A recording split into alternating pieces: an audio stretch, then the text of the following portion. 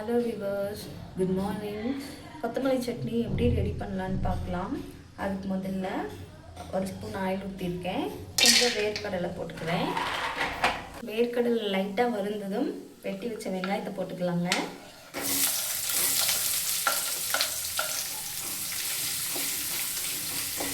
Medium சைஸில் ஒரு வெங்காயம் போட்டிருக்கேன் நான்.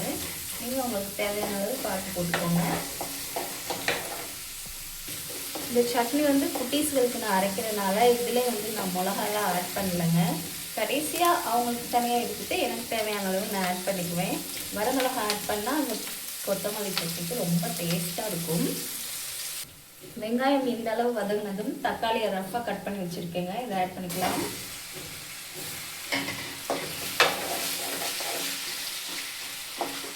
இந்த ஸ்டேஜில் லைட்டாக உப்பு போட்டிங்கன்னா குயிக்காக தக்காளி வதங்கிடும். அதனால் கொஞ்சம் உப்பு போட்டுக்கலாம். பாருங்கள், உப்பு இந்த அளவு போட்டுக்கலாம், சரியாக இருக்கும்.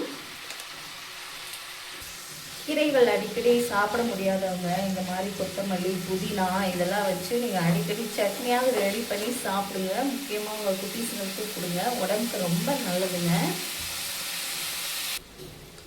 பாருங்கள், இந்த கொத்தமல்லியை நான் தண்டோடு தான் எடுத்திருக்கேன்.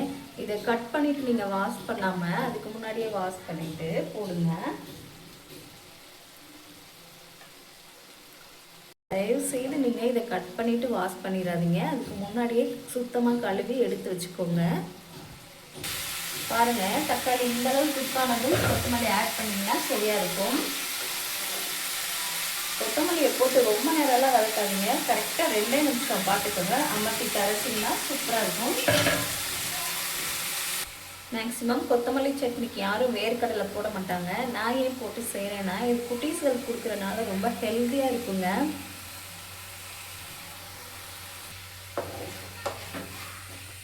பாருங்கள், 2 மினிட்ஸ் ஆயிடுச்சு. இந்த அளவுக்கு வதங்கினா போதும். இது கரெக்டாக இருக்கும்.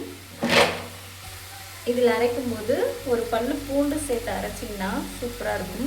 ரா ஃப்ளேவர் பிடிக்காதவங்க இதிலே டைரெக்டாக போட்டு வதக்கி நீங்கள் அரைச்சிக்கோங்க. எனக்கு கொஞ்சம் பிடிக்கும், அதனால நான் தனியாக அரைச்சிக்கிறேன். அரைச்சிட்டு உங்களுக்கு காட்டுறேன் பாருங்கள் எப்படி இருக்குன்னு. நம்ம அரைச்சிட்டு வந்த கொத்தமல்லி சட்னி ரெடி பாருங்கள். கண்டிப்பாக இந்த குழந்தைகளுக்கு அடிக்கடி செஞ்சு கொடுங்க. ஹெல்த்தியாக இருக்கும். நெக்ஸ்ட் வீடியோவில் பார்க்கலாம்.